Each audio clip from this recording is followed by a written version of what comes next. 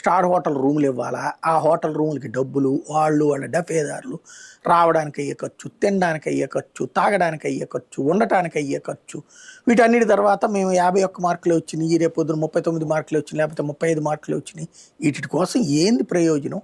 ఎన్నేళ్ళు పోయినా మన విజన్ అనేటటువంటిది మారకపోతే గుడ్డెది సేలో పడ్డట్టు రివ్యూలు చేసుకుంటే ప్రయోజనం ఏంటి? నాకైతే అర్థం కావట్లేదు అక్కడ.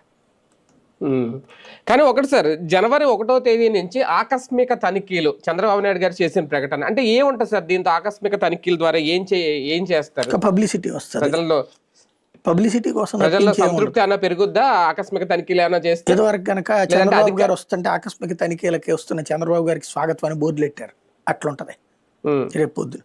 ఏం లేదు, కాసేపు మందలించేస్తారు, అధికారుల మీద చర్యలు తీసుకోవడానికి అధికారంలో నలుగురిని తిట్టేసేస్తే పేపర్లో రాసుకోవచ్చు, చంద్రబాబు కన్నెర్ర చేశాడు, కళ్ళలో నిప్పులు కురిపించాడు, వణికిపోయాడు కలెక్టర్, గిలగిల్లాడిపోయాడు ఇల్లు అని చెప్పేసి వాళ్ళకి సోషల్ మీడియాలో రాసుకొస్తారనమాట. అది పాలన అంటే, చూసి నేర్చుకో జగన్ అని చెప్పి కూడా రాసుకొస్తారనమాట. అందుకోసం అంత మించి ఏం లేదు అది.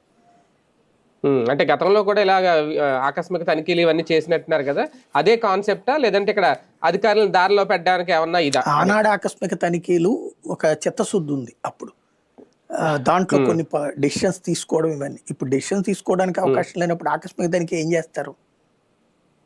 ఏం చెయ్యాలి బేసిక్ గా?